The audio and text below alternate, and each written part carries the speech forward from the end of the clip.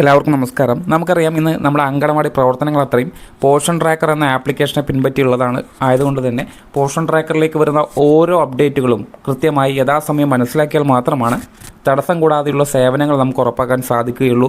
അതേപോലെ തന്നെയാണ് ICDSൽ വരുന്ന പുതിയ ഉത്തരവുകൾ, ഗൈഡ് ലൈൻ, മാനദണ്ഡങ്ങൾ ഇതൊക്കെ തന്നെ വളരെ ലളിതമായും കൃത്യമായും നമ്മൾ പോഷക ഭാഷ എന്ന ചാനലിലേക്ക് അപ്ലോഡ് ചെയ്യുന്നുണ്ട്. യഥാസമയം അത് കൃത്യമായി നിങ്ങളിലേക്ക് കിട്ടണമെന്നുണ്ടെങ്കിൽ ഇതിൻ്റെ സബ്സ്ക്രിപ്ഷൻ ഉറപ്പാക്കണം.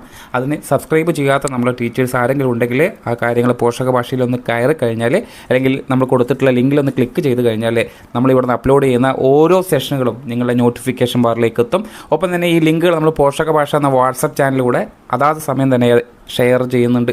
അതിലേക്ക് കയറിയാലും നിങ്ങൾക്ക് ഈ കാര്യങ്ങളൊക്കെ അറിയാൻ സാധിക്കും. നിർബന്ധമായിട്ടും പോഷൻ ട്രാക്കറിലേക്ക് വരുന്ന ഓരോ അപ്ഡേറ്റുകളും നമുക്കറിയണം. അത് വളരെ ലളിതമായി മലയാളത്തിലാണ് നിങ്ങളിലേക്ക് എത്തിക്കുന്നത്. അതെല്ലാം മനസ്സിലാക്കി കഴിഞ്ഞാൽ ഒരു പരിധിവരെ നിങ്ങൾക്കുണ്ടാകുന്ന എല്ലാ പ്രശ്നങ്ങൾക്കും ഒരു സൊല്യൂഷൻ ഉണ്ടാവുമെന്നുള്ളത് ഉറപ്പാണ്. അപ്പോൾ ഈ ഒരു സാഹചര്യത്തിലാണ് നമ്മൾ ഇന്നലെ വാട്സപ്പ് ചാനൽ വഴി നമ്മൾ ടീച്ചേഴ്സിന് എന്തെങ്കിലും സംശയങ്ങളുണ്ടെങ്കിൽ അത് ചോദിക്കാനും അതിന് കൃത്യമായിട്ടുള്ള ഒരു മറുപടി ഉറപ്പായിട്ടും ഈ സെഷനിലൂടെ വിവരിക്കുന്നുണ്ട്. അപ്പോൾ ഇന്നത്തെ സെഷൻ മുന്നോട്ട് കൊണ്ടുപോകുന്നത്, നമ്മൾ ഒരുപാട് ടീച്ചേഴ്സിന് പോഷൻ ട്രാക്കറുമായിട്ട് ഒരുപാട് സംശയങ്ങളുണ്ട്. ആ സംശയങ്ങളൊക്കെ തന്നെ ഓരോന്ന് നമ്മൾ വായിക്കും. അതിൻ്റെ ഉത്തരങ്ങൾ തന്നെ യഥാസമയം തന്നെ നൽകുന്ന ഒരു സെഷനാണ്. അപ്പോൾ ഇത് ഈ കാണുന്ന ഓരോ സംശയങ്ങളും നിങ്ങൾ ഈ കേൾക്കുന്ന ടീച്ചേഴ്സിനും ഉണ്ടാവുന്നതാണ്. അപ്പോൾ അതൊക്കെ കൃത്യമായി മനസ്സിലാക്കി നോട്ട് ചെയ്ത് വെക്കാനുള്ളവർ നോട്ട് ചെയ്ത് വെക്കുക. കൃത്യമായി അടുത്ത ദിവസങ്ങളിൽ പോഷൻ ട്രാക്കർ ഇതെല്ലാം തന്നെ. അപ്പോൾ ആദ്യം തന്നെ നമ്മൾ ചോദ്യാവലിയിലേക്ക് കടക്കുകയാണ്. നമ്മൾ പോഷക ഭാഷ എന്ന വാട്സപ്പ് ചാനലിലൂടെയാണ് ഇത്തരത്തിലുള്ള സംശയങ്ങൾ കളക്ട് ചെയ്തിട്ടുള്ളത്. അപ്പോൾ ഇതിനകത്ത് ടീച്ചർമാരുടെ ഒരു ഡീറ്റെയിൽസ് ഇവിടെ കാണില്ല. നമ്മൾക്ക് കാണുന്ന അതേ തന്നെയാണ് നിങ്ങൾക്ക് ഷെയർ ചെയ്ത് തരുന്നത്. അതായത് നിങ്ങൾ ലിങ്ക് ചെയ്തിട്ടുള്ള ഏതെങ്കിലും ഒരു ID പേരിലായിരിക്കും ഇത് വരിക. കൃത്യമായി മനസ്സിലാക്കുക. അപ്പോൾ ആ ടീച്ചർ ലിൻസി എന്നാണ് നമുക്ക് മനസ്സിലാകുന്നത്. ഈ ഒരു ടീച്ചർ കുട്ടിയുടെ ജനന തീയതി തെറ്റിയത് തിരുത്താൻ കഴിയുമോ എന്നുള്ളതാണ്. ഞാൻ ആദ്യം തന്നെ പറയുന്നുണ്ട്, ഒരുപാട് ടീച്ചേഴ്സ് സംശയങ്ങൾ ചോദിക്കുന്നുണ്ട്. ഇതിനെല്ലാം തന്നെ വിശദീകരിച്ച് ഒരു സൊല്യൂഷൻ കൊടുക്കുന്ന സമയം നമ്മളുടെ വീഡിയോ ദൈർഘ്യം കൂടും. അത് പല ടീച്ചേഴ്സിനും ബുദ്ധിമുട്ടാവും. അപ്പോൾ നമ്മൾ ചുരുക്കം മാത്രമേ പറയുന്നുള്ളൂ. ഇതിൻ്റെ എല്ലാം ഡീറ്റെയിൽഡ് ആയിട്ട് നമ്മൾ ചെയ്തിട്ടുള്ള ലിങ്കുകൾ നമ്മൾ ഈ ഡിസ്ക്രിപ്ഷനിൽ കൊടുക്കുന്നുണ്ട്. അപ്പോൾ ഇതിനോടൊപ്പം തന്നെ നമ്മളത് പറഞ്ഞു പോകുന്നുണ്ട്. കൃത്യമായി അതെല്ലാം മനസ്സിലാക്കിക്കൊണ്ട് ഈ സംശയങ്ങളൊക്കെ ദൂരീകരിക്കുക. അതിലാദ്യം ലിൻസി എന്നുള്ള നമ്മൾ ടീച്ചർ പറഞ്ഞത് കുട്ടിയുടെ ജനന തീയതി തെറ്റിയത് തിരുത്താൻ പറ്റുമോ എന്നുള്ളതാണ്.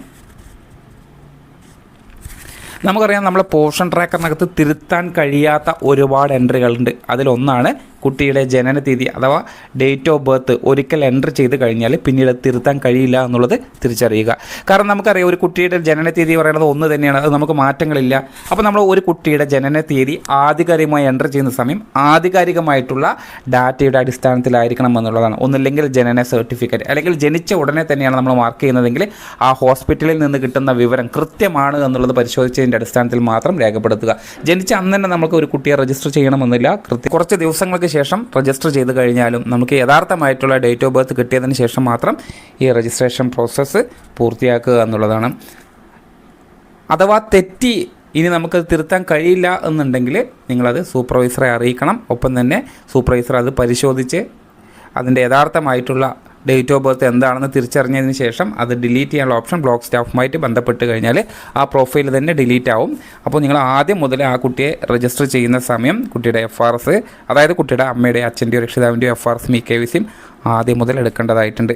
ശരിക്കും ഇത് അനുവദിച്ച് കൂടാൻ പറ്റാത്ത ഒരു പ്രോസസ്സാണ്. അതായത് ഒരു കുട്ടിയുടെ എല്ലാ വിവരങ്ങളും രേഖപ്പെടുത്തി കഴിഞ്ഞ ശേഷം ടീച്ചർ തെറ്റാണെന്ന് അറിഞ്ഞു കഴിഞ്ഞാൽ ആ കുട്ടിയുടെ എല്ലാ ഡാറ്റകളും തന്നെ പോഷൻ ട്രാക്കറിൽ നിന്ന് മാഞ്ഞു പോകുന്ന സാഹചര്യമാണ്. അപ്പോൾ ഇത്തരത്തിൽ ഒരിക്കലും നമ്മൾ മുന്നോട്ട് പോകരുത്. ഇനിയെങ്കിലും നമ്മൾ ശ്രദ്ധിച്ച് ഡേറ്റ് ഓഫ് ബർത്ത്, അതേപോലെ തന്നെ പ്രഗ്നൻറ്റിനെ രജിസ്റ്റർ ചെയ്യുന്ന സമയം LMP, അതേപോലെ തന്നെ ലോ ബർത്ത് വെയിറ്റ് ആകുന്ന കുട്ടികൾ ഫസ്റ്റ് വെയിറ്റ് രേഖപ്പെടുത്തുന്ന സമയം, അങ്ങനെ ഒരുപാട് കാര്യങ്ങളുണ്ട്. ഇതൊക്കെ നമ്മൾ ആധികാരികമായിട്ടുള്ള രേഖ പരിശോധിച്ചതിന് ശേഷം മാത്രം പോഷൻ ട്രാക്കറിലേക്ക് രേഖപ്പെടുത്തുക എന്നുള്ളതാണ്. നമ്മൾ ടീച്ചേഴ്സിന് ഒരു കാരണവശാലും ഇത് ഡിലീറ്റ് ചെയ്യാനുള്ള ഓപ്ഷനില്ല. ബ്ലോക്ക് സ്റ്റാഫുമായിട്ട് കോൺടാക്റ്റ് ചെയ്യുക, അല്ലെങ്കിൽ സൂപ്പർവൈസറുമായിട്ട് കോൺടാക്റ്റ് ചെയ്യുക. ഇനി നമ്മൾ ശ്രീജ ജയപ്രകാശ് എന്ന് പറയുന്ന ടീച്ചറാണ്. അതായത് ടീച്ചർ പറഞ്ഞത് ജൂൺ നവംബർ മാസങ്ങളിൽ മാത്രമാണല്ലോ പ്രവേശനോത്സവം നടത്തുന്നത്. എന്നാൽ 3 വയസ്സാകുന്നത് മുതൽ കുട്ടികളെ അങ്കണവാടിയിൽ കൊണ്ടുവരേണ്ടത് അനിവാര്യമല്ലേ? അങ്ങനെയെങ്കിൽ പ്രവേശനോത്സവം നടത്തേണ്ടതിൻ്റെ ആവശ്യകത വ്യക്തമാക്കാമോ എന്നുള്ളതാണ്. ഇത് ICDSുമായി ബന്ധപ്പെട്ടിട്ടുള്ള പ്രവർത്തനങ്ങളാണ്. ഇതിൽ എനിക്കിതൊന്നും തന്നെ പറയാനില്ല. നമ്മളെ ഗൈഡ് ലൈൻ എങ്ങനെയാണോ അത് പ്രകാരം തന്നെ പോകുന്നത്. പക്ഷേ പോഷൻ ട്രാക്കറിനെ സംബന്ധിച്ചിടത്തോളം 3 വയസ്സായി കഴിഞ്ഞാൽ ആ കുട്ടി ഓട്ടോമാറ്റിക്കായിട്ട് 6-3 നിന്നും നമ്മളെ 3 to 6 കാറ്റഗറിയിലേക്ക് ഓട്ടോ മൈഗ്രേറ്റഡ് ആയിട്ട് വരും. അവിടെ നമ്മളൊന്നും ചെയ്യേണ്ടതില്ല. എന്നാൽ പുതിയ കുട്ടി ആഡ് ചെയ്യുന്ന സമയം 3 വയസ്സായി കഴിഞ്ഞാൽ ആ കുട്ടിയുടെ ആധാറോ അല്ലെങ്കിൽ കുട്ടിയുടെ അച്ഛൻ്റെ അമ്മയുടെയോ ആധാർ ഉപയോഗിക്കുക. കുട്ടിയുടെ ബർത്ത് സർട്ടിഫിക്കറ്റ് ഇത് പ്രകാരം ഡേറ്റ് ഓഫ് ബർത്ത് തെറ്റാതെ രേഖപ്പെടുത്തി കഴിഞ്ഞാൽ പുതിയ രജിസ്ട്രേഷൻ കയറി വരുമെന്നുള്ളതാണ്. ഇനി സിജി ഹരീഷ് എന്ന് പറയുന്ന ടീച്ചറുടെ ഒരു സംശയം, വിവരങ്ങൾ എൻ്റർ ചെയ്യുമ്പോൾ തെറ്റുകൾ സംഭവിച്ചാൽ തിരുത്തലിന് അവസരമുണ്ടോ എന്നുള്ളതാണ്. അതായത് എല്ലാ തെറ്റുകൾക്കും തിരുത്താൻ കഴിയില്ല, എന്നാൽ കുറച്ച് തെറ്റുകൾക്ക് ടീച്ചർക്ക് തന്നെ തിരുത്താൻ പറ്റുന്ന സാഹചര്യം പോർഷൻ ട്രാക്കറിനകത്തുണ്ട്. അതിലൊന്നാണ് CB. അതായത് ഇന്നാണ് CB നടന്നതെങ്കിൽ ടീച്ചർ രാവിലെ തന്നെ ആ CB മാർക്ക് ചെയ്തിട്ടുണ്ട്. പക്ഷേ ടീച്ചർ അത് പിന്നീടാണ് മനസ്സിലാക്കുന്നത്, ഉച്ചയ്ക്ക് ശേഷം മനസ്സിലാക്കുന്നു പബ്ലിക് ഹെൽത്ത് മെസ്സേജിങ് ആയിരുന്നു മാർക്ക് ചെയ്യേണ്ടത്. എന്നാൽ ടീച്ചർ അറിയാതെ മറ്റ് അന്നപ്രാശം ദിവസമാണ് മാർക്ക് ചെയ്തതെങ്കിൽ ടീച്ചർക്ക് ഇന്ന് വൈകുന്നേരം 10 മണി വരെ അത് തിരുത്താനുള്ള എഡിറ്റ് ഓപ്ഷൻ ഉണ്ട്. അങ്ങനെ നമുക്ക് തിരുത്താൻ കഴിയും. ഇനി കുട്ടിയുടെ ഗ്രോത്ത് മോണിറ്ററിങ്ങിലാണ് തെറ്റ് വന്നിട്ടുണ്ടെങ്കിൽ ടീച്ചർക്ക് തിരുത്താൻ കഴിയില്ല. മാസത്തിൽ ഒരു തവണ മാത്രമേ ഒരു കുട്ടിയുടെ വളർച്ചാ നിരീക്ഷണം നടത്തിയത് പോർഷൻ ട്രാക്കറിലേക്ക് രേഖപ്പെടുത്താൻ പറ്റുള്ളൂ. അങ്ങനെ തിരുത്തുകൾ ആവശ്യമുണ്ടെങ്കിൽ സൂപ്പർവൈസറെ കോൺടാക്ട് ചെയ്ത് കഴിഞ്ഞാൽ സൂപ്പർവൈസറുടെ സപ്പോർട്ടീവ് സൂപ്പർവിഷൻ ആപ്പ് വഴി അത് തിരുത്താൻ സാധിക്കുമെന്നുള്ളത് മനസ്സിലാക്കുക. ഇനി കുട്ടികളുടെ വെയിറ്റ് തെറ്റായി എൻ്റർ വന്നു കഴിഞ്ഞാൽ അത് ടീച്ചറിന് ചേഞ്ച് ചെയ്യാൻ പറ്റില്ല. അതാണ് ഞാൻ നേരത്തെ പറഞ്ഞത്. ടീച്ചറുടെ സംശയം തന്നെയാണ് കുറച്ച് മുന്നേ ഒരു ടീച്ചർ പറഞ്ഞത്. കുട്ടികളുടെ ഹൈറ്റും വെയിറ്റും തെറ്റിക്കഴിഞ്ഞാൽ ടീച്ചർക്ക് തിരുത്താനുള്ള ഓപ്ഷൻ ഇല്ല, മറിച്ച് അത് തിരുത്താനുള്ള ഒരേ ഒരു അധികാരം ഇപ്പോൾ കൊടുത്തിട്ടുള്ള സൂപ്പർവൈസറുടെ ആപ്പ് വഴി മാത്രമാണ്. ഇനി രമണി സി എന്ന് പറയുന്ന ടീച്ചർ നോമിനിയെ ചേർക്കുമ്പോൾ FRS ചെയ്യാൻ പറ്റുന്നില്ല എന്നുള്ളതാണ്. നമുക്കറിയാം പ്രഗ്നൻറ്റിനും ലാക്ടേറ്റും മദർക്കും മാത്രമാണ് ഇത്തരത്തിലൊരു ഇളവ് കൊടുത്തിട്ടുള്ളത്. അതായത് ഒരു നോമിനിയെ ആഡ് ചെയ്ത്, നോമിനി വേണമെങ്കിൽ അവരുടെ ഭർത്താവോ അല്ലെങ്കിൽ അവരുടെ രക്ഷിതാക്കളോ ആര് വേണമെങ്കിലും നോമിനിയാക്കാം. പക്ഷേ ആ നോമിനിയെ ആഡ് ചെയ്യുന്ന സമയം നിർബന്ധമായിട്ടും അവരുടെ FRS KYC പൂർത്തിയാക്കണം എന്നുള്ളതാണ്. FRS സാധാരണ നമ്മൾ ഗുണഭോക്താവിനെ എടുക്കുന്നത് പോലെ തന്നെയാണ് നോമിനിയെയും എടുക്കുന്നത്. FRS ചെയ്യാൻ പറ്റുന്നില്ല എന്നുള്ളത് പൂർണ്ണമല്ല ടീച്ചറുടെ ചോദ്യം. എന്നിരുന്നാലും FRS എന്ന് പറയുന്നത് ഫോട്ടോ വെരിഫിക്കേഷനാണ്. അപ്പോൾ ഫേസ് വെരിഫിക്കേഷൻ എടുക്കുന്ന സമയം നമ്മൾ എല്ലാ കാര്യങ്ങളും മാനദണ്ഡങ്ങളും പാലിക്കണം. അതായത് ആ വൃത്തത്തിനുള്ളിൽ കൃത്യമായ തല മുതൽ ഷോൾഡർ വരെയുള്ള കാര്യങ്ങൾ കൊണ്ടുവരണം. അതേപോലെ തന്നെ ഐ ബ്ലിങ്ക് ചെയ്യാനുള്ള ഓപ്ഷൻ കൊടുക്കണം, ഐ ബ്ലിങ്ക് ചെയ്യാനുള്ള നിർദ്ദേശം കൊടുക്കണം. ഒപ്പം തന്നെ സ്ട്രെയിറ്റ് ഫേസ് ആക്കണം, വൈറ്റ് ബാക്ക്ഗ്രൗണ്ട് ആയി, അങ്ങനെയുള്ള മാനദണ്ഡങ്ങളൊക്കെ പാലിച്ചു കഴിഞ്ഞാൽ ഉറപ്പായാലും FRS സാധ്യമാണ്. ഇനി ഗീത S എന്ന് പറഞ്ഞ ടീച്ചർ ഹായ് എന്ന് പറഞ്ഞിട്ട് ഹായ് ടീച്ചർ. ഇനി വൈക ടീച്ചർ പറയുന്നത് അമ്മമാരുടെ ആധാർ വെച്ച് ചേർത്തിയ കുട്ടികൾ അവർക്ക് ആധാർ എടുത്ത ശേഷം ആധാർ ID ചെയ്യാൻ പറ്റുമോ എന്നുള്ളതാണ്. തീർച്ചയായിട്ടും അങ്ങനെ തന്നെയാണ് എടുക്കാൻ കഴിയുക. പ്രത്യേകിച്ച് ശ്രദ്ധിക്കേണ്ടത് 3 to 6 കാറ്റഗറിയിലുള്ള കുട്ടികൾക്ക് മാത്രമാണ് ആധാർ ID എടുക്കേണ്ടതുള്ളൂ. കാരണം അവരാണ് അങ്കണവാടിയിൽ നിന്നും പ്രീ സ്കൂൾ സേവനം സ്വീകരിക്കുന്നത്, ECCയുടെ ഭാഗമാകുന്നത്. ആയതുകൊണ്ട് തന്നെ തുടക്കത്തിലേക്ക് കുട്ടിയെ രജിസ്റ്റർ ചെയ്യുന്ന സമയം കുട്ടിയുടെ അമ്മയുടെ അച്ഛൻ്റെയോ ഒക്കെ ആധാർ ഉപയോഗപ്പെടുത്തിയിട്ടായിരിക്കും. എന്നാൽ കുട്ടിക്ക് ആധാർ എടുത്തതിന് ശേഷം കുട്ടിയുടെ ആധാർ ആഡ് ചൈൽഡ് ആധാർ എന്നുള്ള ഓപ്ഷനിലേക്ക് മാറ്റി കുട്ടിയുടെ ചൈൽഡ് ആധാറിലേക്ക് മാറ്റണം. അതെങ്ങനെയാണ് ചെയ്യേണ്ടത് എന്നുള്ളത് പോഷക ഭാഷ ചാനൽ അപ്ലോഡ് ചെയ്തിട്ടുണ്ട്. അതിൻ്റെ ലിങ്ക് നമ്മൾ ഈ വീഡിയോയ്ക്ക് താഴെയുള്ള ഡിസ്ക്രിപ്ഷനിൽ ആഡ് ചെയ്യാം. ഒപ്പം തന്നെ ആധാർ ID എങ്ങനെ ഉണ്ടാക്കണം എന്നുള്ളതും കൃത്യമായിട്ട് നമ്മൾ ലിങ്ക് കൊടുക്കാം.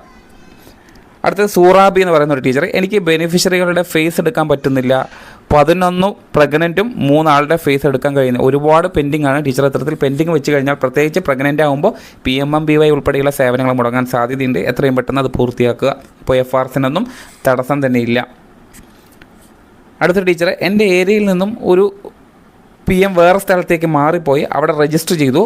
ഇപ്പോൾ എൻ്റെ ഏരിയയിൽ വന്ന് അവിടെ ഡിലീറ്റ് ചെയ്തു. ഇനി എനിക്ക് രജിസ്റ്റർ ചെയ്യാൻ പറ്റുമോ എന്നുള്ളതാണ് ചോദ്യം. ഒന്നുകൂടെ കേൾക്കുക. എൻ്റെ ഏരിയയിൽ നിന്നും ഒരു പ്രഗ്നൻറ്റ് മദർ വേറെ സ്ഥലത്തേക്ക് മാറിപ്പോയി അവിടെ രജിസ്റ്റർ ചെയ്തു. ഇപ്പോൾ എൻ്റെ ഏരിയയിൽ വന്നു അവിടെ ഡിലീറ്റ് ചെയ്തു. അതായത് ഡിലീറ്റ് ചെയ്യാനില്ല. ഇത്തരത്തിലുള്ള സാഹചര്യം വരുന്ന സമയം നമ്മൾ ആദ്യം മനസ്സിലാക്കേണ്ടത് ഒരു ബെനിഫിഷ്യറി, പ്രത്യേകിച്ച് പ്രഗ്നൻറ്റ് വുമൺ, അതായത് ഒരു ഗർഭിണിയായിട്ടുള്ള ഒരു സ്ത്രീയെ നമ്മൾ പോഷൻ ട്രാക്കറിലേക്ക് ആദ്യം തന്നെ രേഖപ്പെടുത്തിയതിന് ശേഷം 7ാം മാസത്തിലോ അല്ലെങ്കിൽ മറ്റു കാര്യങ്ങളിലോ അവർ വേറെ സെൻറ്ററിലേക്ക് പോകുന്ന സമയം ടീച്ചറെ ബെനിഫിഷ്യറി ലിസ്റ്റിൽ തന്നെ നിലനിർത്തി ആ പോകുന്ന സെൻറ്ററിലെ ടീച്ചറോട് AWC മൈഗ്രേഷൻ വഴിയാണ് സ്വീകരിക്കേണ്ടത്. ഇത് പല ടീച്ചേഴ്സും തെറ്റിക്കുന്നത് കൊണ്ടാണ് ഒരു ഗുണഭോക്താവിനും ഒരു സ്ഥലത്ത് നിന്നും ഒരു സേവനം കിട്ടാതെ മുടങ്ങിപ്പോകുന്നത്. അപ്പോൾ ആ സാഹചര്യം ഒഴിവാക്കുക. അപ്പോൾ ഇപ്പോൾ ടീച്ചറുടെ ചോദ്യത്തിന് ഉത്തരം എന്ന് പറയുന്നത് ഇപ്പോൾ ഡിലീറ്റ് ആക്കുന്നതാണ്. അതായത് ഒരവിടെ രജിസ്റ്റർ ചെയ്തു, അവിടെ നിന്ന് പോകുമ്പോൾ ഡിലീറ്റ് ആക്കി വിടുന്നു. മറ്റവിടെ രജിസ്റ്റർ ചെയ്യുന്നു, അവിടെ പോയി കഴിഞ്ഞാൽ അവിടുത്തെ കാലാവധി കഴിയുമ്പോൾ ഡിലീറ്റ് ആക്കുന്നു. അങ്ങനെ ഒരിക്കലും ചെയ്യാൻ പാടില്ല.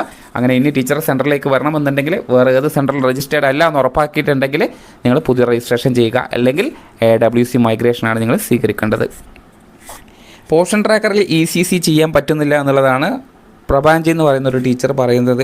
പോർഷൻ ട്രാക്കറിലേക്ക് PCC തടസ്സങ്ങളൊന്നുമില്ല. ഇത്തരത്തിൽ ECC ചെയ്യേണ്ട ഒരു ലിങ്ക് എങ്ങനെയാണ് എന്നുള്ളത് നമ്മൾ ഡിസ്ക്രിപ്ഷനിൽ കൊടുക്കുന്നുണ്ട്. അപ്പോൾ ECCയുമായി ബന്ധപ്പെട്ട് അതിലെല്ലാ വിവരങ്ങളും കൃത്യമായി തന്നെ പറയുന്നുണ്ട്. എല്ലാ ദിവസങ്ങളിലും നമ്മൾ ECC മാർക്ക് ചെയ്യണം. ഇത്തരത്തിൽ ECC മാർക്ക് ചെയ്ത എല്ലാവരെയും തന്നെ ബ്ലൂ കളറിലാണ് ഇങ്ങനെ കാണിക്കുക. അല്ലാത്തവരെയൊക്കെ ഇത്തരത്തിൽ പിങ്ക് കളറിലായിരിക്കും കാണാൻ സാധിക്കുക. ECCയിൽ ഇപ്പോൾ തടസ്സങ്ങളൊന്നുമില്ല. ഇനി രേഷ്മ കെ എന്ന് പറയുന്നത് സൂപ്പർവൈസറാണ്. മാഡം പറയുന്നത് സൂപ്പർവൈസർ പോർഷൻ ട്രാക്കർ വീഡിയോസ് കൂടി ചെയ്യണമെന്നാണ്. നമ്മൾ പോഷക ഭാഷ എന്ന ചാനലിനകത്തേക്ക് ഇത്തരം കാര്യങ്ങൾ സപ്പോർട്ടീവ് സൂപ്പർവിഷൻ ആപ്പിലെ കാര്യങ്ങളൊക്കെ നമ്മൾ ആഡ് ചെയ്തിട്ടുണ്ട്. ഇനിയൊരു പുതിയ വീഡിയോ കൂടെ വരുന്നുണ്ട്. അതായത് ഒരു ഗുണഭോക്താവിനെ ആധാർ ഇല്ലാതെ മറ്റ് രേഖകളുടെ അടിസ്ഥാനത്തിൽ രേഖപ്പെടുത്തുന്ന സമയം സൂപ്പർവൈസറുടെ അപ്രൂവൽ ആവശ്യമാണ്. അതെങ്ങനെയാണ് ചെയ്യേണ്ടത് എന്നുള്ളത് ഉടനെ തന്നെ നമ്മൾ ഈ പോഷക ഭാഷ എന്ന ചാനലിൽ അപ്ലോഡ് ചെയ്യുന്നുണ്ട്. ഇനി മറ്റ് ചോദ്യങ്ങൾക്കുള്ള മറുപടി അടുത്ത സെഷൻ